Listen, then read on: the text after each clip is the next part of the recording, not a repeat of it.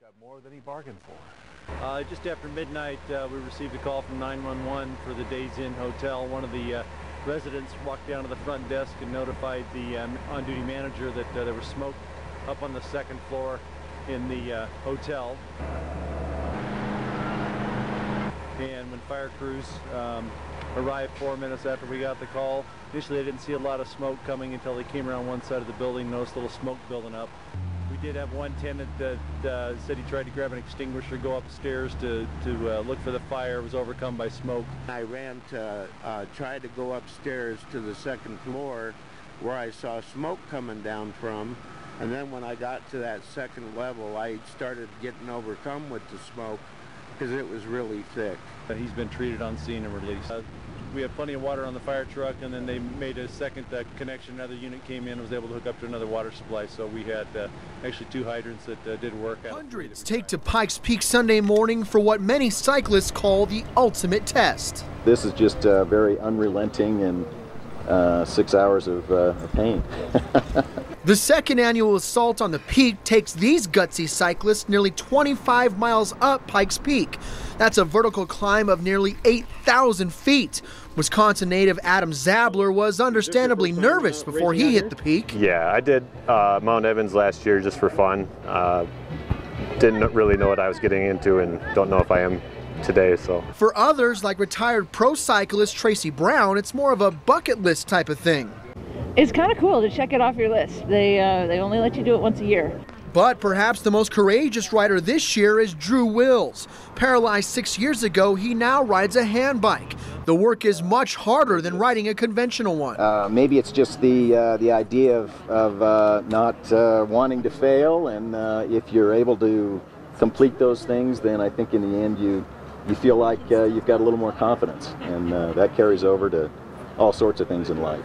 For him and others, the race transcends the course and becomes a metaphor for life.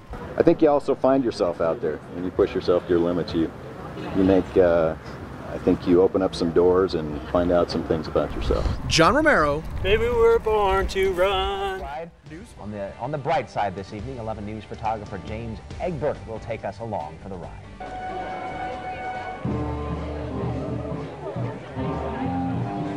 This is the 15th annual Starlight Spectacular.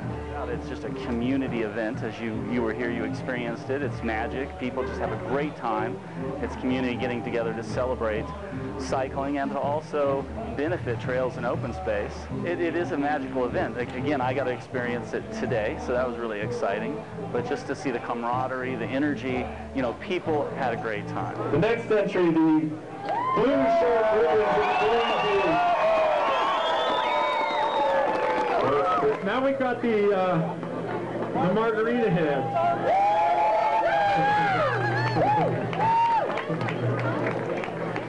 We had a pre-registration count of approximately 1,100, and we had a registration on site of just over 200 and something. Yeah, it's a great ride. The weather turned out much better than we expected with all the rain today, so lots of riders turned out for it. It's great.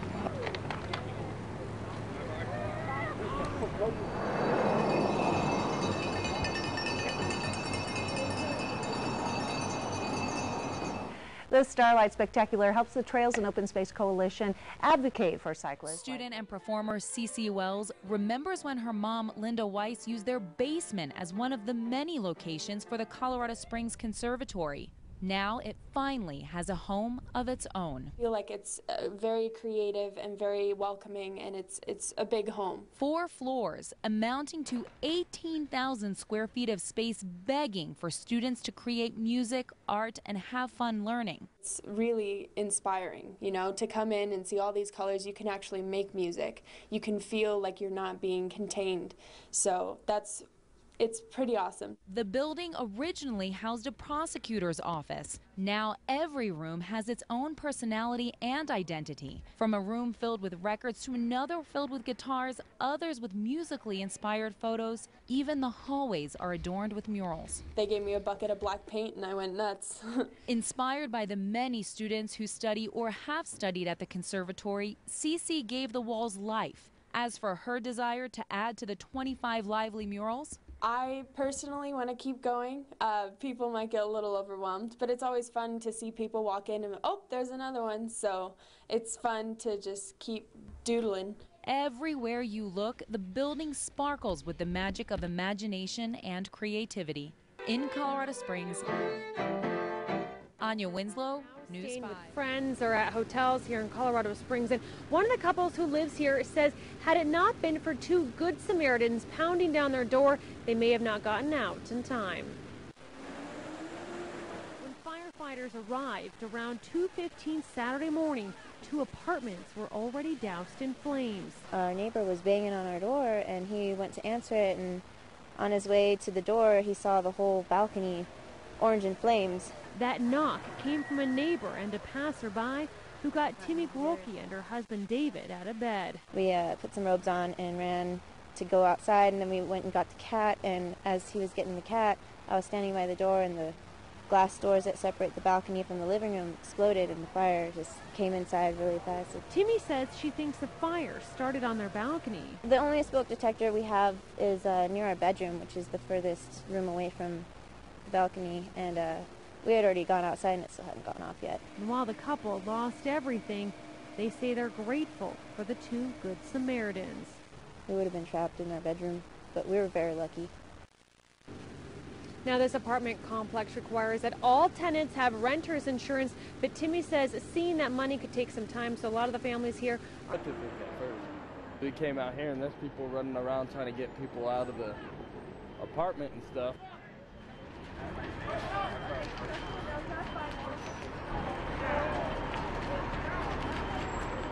That whole balcony right there is just engulfed in flames. At 2:16 this morning, we received a call for a possible structure fire. They toned out two engine companies and a truck company. En route, they upgraded this to a working structure fire just due to the amount of smoke that the first engine company saw when they came up over the hill. Along with that, we sent out a second alarm due to the fact that this is an apartment complex. First engine that got here had a lot of fire coming from the top floor, going up into what looked like the roof at the time. You know, you see something like that, you know what to do. I freaked out. There is nobody injured from this at this point in time.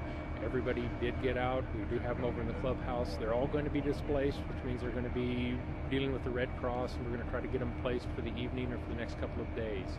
We ended up with 4 engine companies, 2 truck companies as the initial response. We did have the working fire complement, which includes the hazmat team, a heavy rescue, another truck company, and a couple of district chiefs. They got initial reports that everybody was out.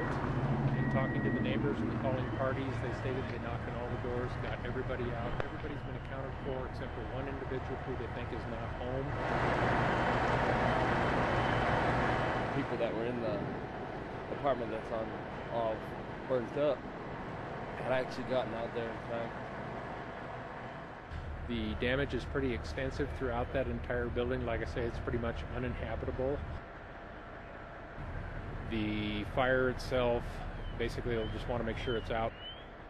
And it'll be kind of a wait and see as far as the occupants, whether we can get them back in to gather up some of their belongings.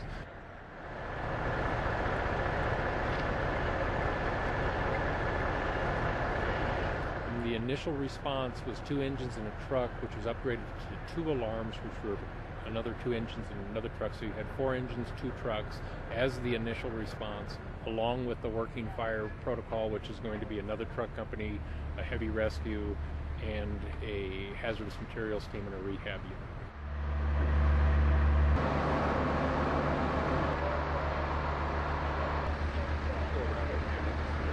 We did have 1 dog in that apartment. That dog has been turned over to the Humane Society. I don't know what the condition of the dog. We'll be working with the Red Cross to get them placed.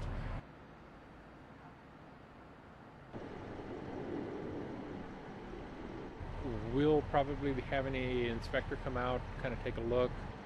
They do not want to disturb any of the evidence, just to make sure that if we're going to do an investigation that we can find out exactly what was going on. Oh man, just glad everybody's all right.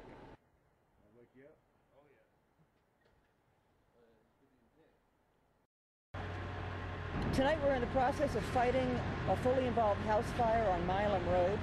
The call came in slightly after 9 o'clock this evening. The first report came in as the house is on fire, but everyone's out. Yes, this is a full response on all the fire departments on the north end of the county tonight. Black Forest is getting help tonight from Falcon Fire Department, Tri-Lakes Monument, Larkspur, Westcott, also from the El Paso County Sheriff's Office, and the rehab service of the Pikes Peak Firefighters Association. This house is just a little over 2 miles from Black Forest Station 1, so we were able to get units out here very quickly. When the first engine was approaching this scene, before they had even reached the scene, they did radio ahead to say that they could see flames and smoke through the trees before they had even arrived. When the first unit arrived on this scene, they reported heavy smoke and flames visible from the backside of the house. All of our mutual aid partners arrived very quickly tonight. We have automatic aid agreements with all of the fire departments here that are our neighbors. So all of them receive the dispatch at the same time that Black Forest does. We don't have to call for aid specifically. They're already coming as soon as we get the word. So that helps our response time considerably.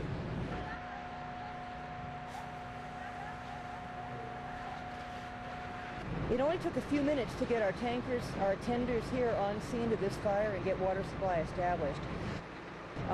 Out here in northern part of El Paso County, where we do not have fire hydrants, we practice the skills of hauling water to a fire scene. Bringing water and setting up rural water supply is one of the most important things we do, and we emphasize training on those skills. So everybody here, all of our neighboring fire departments, also have the same procedures for setting up this sort of water supply. This is standard procedure for us.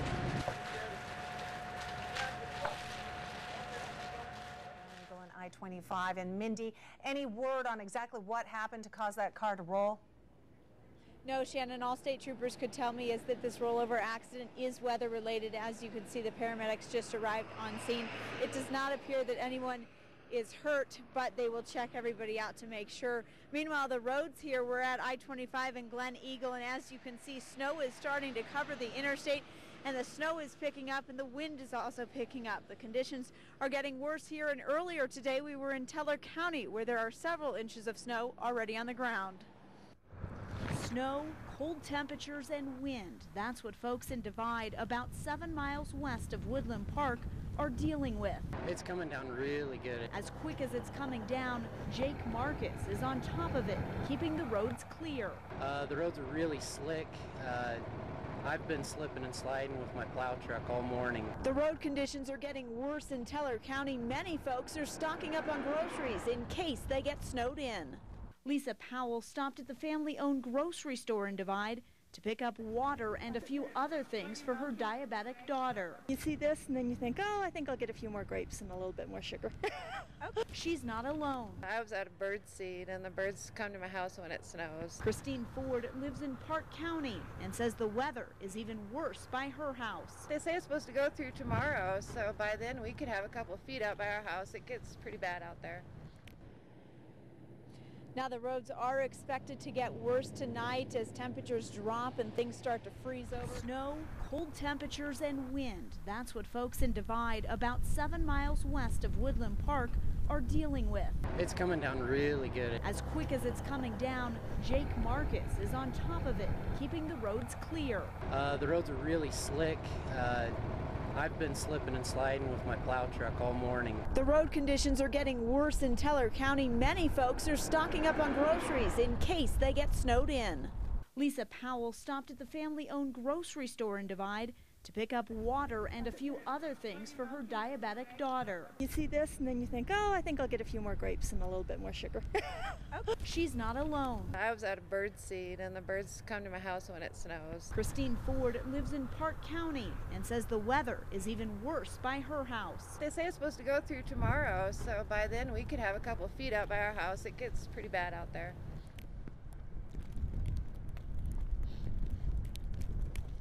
Classic Criterium bike race. It's a fast-paced, short-loop bike race. These riders went head-to-head this morning under a beautiful southern Colorado sky. The race went down Cascade Avenue, northwest down Monument, up Cache Lacruder by the Warner Earth Center, and then north again on Cascade for a very fast bike race out. Today we're practicing or preparing to deploy again to Iraq. We're gonna deploy this time as a security force assistance brigade, working with the Iraqi military, security forces, as well as Iraqi government to secure the populace in various means wherever we go in Iraq. She's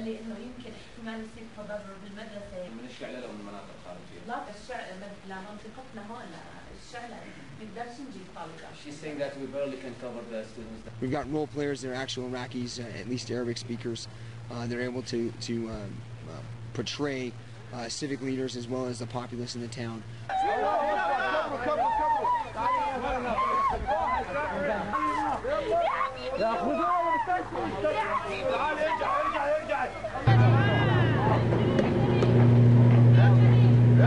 This is another great opportunity for us to train some of the best soldiers that we have in the United States Army to prepare to go to Iraq and hopefully complete what our nation is intended to do there. Through this, they learn the culture, they learn how people react emotionally to things that happen in town here.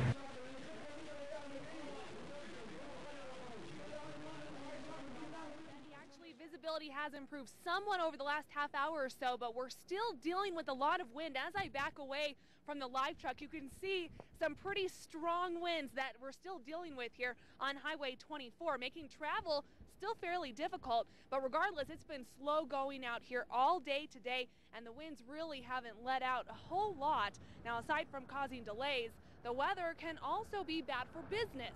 Now, we spoke to a FedEx driver who was following his normal route when he hit a major roadblock. Well, I was attempting to deliver, and I got out to Callahan, and they said it was blocked off going out east, and that's my entire route is out east, so I have no choice but to turn around and go back. Now, Pongate drives about 350 miles a day, and he tells us every time we have weather like this, he says it costs him a lot of money because he contracts with FedEx. Now, something else you should keep in mind if you're going to be driving out east here later tonight. With this blowing snow, it makes it that much harder to see any icy spots on the road. So if you will be traveling, make sure to take it nice and easy. The ranks of millions nationwide pulling together to do some cleaning up today. Their target, sprucing up Turkey Creek Recreation Area. KKTV 11 News photojournalist James Egbert shows us how this group of volunteers spent their Saturday.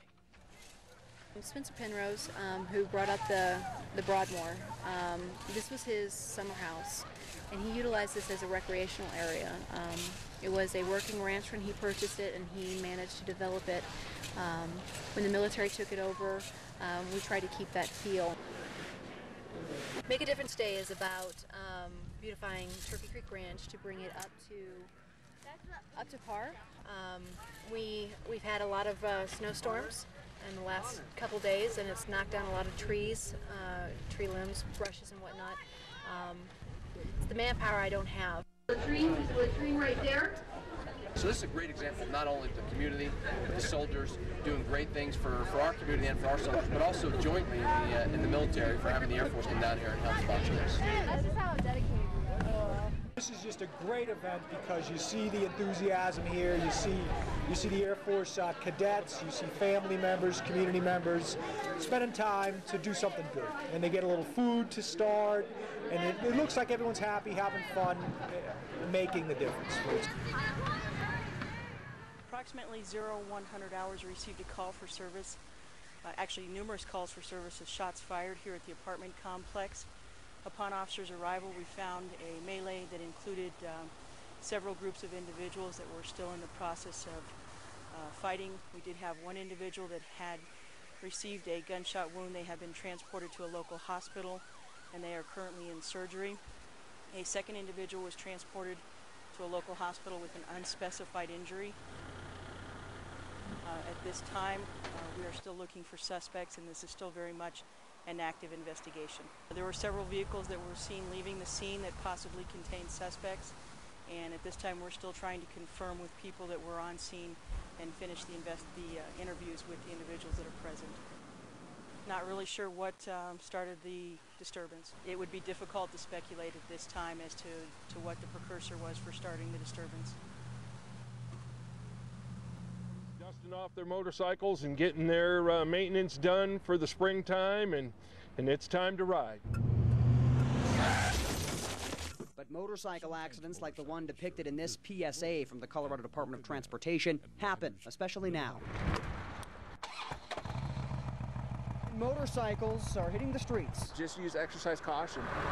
El Paso County often ranks first in the state for motorcycle accident fatalities every year. Those rates are phenomenal, and just think about it.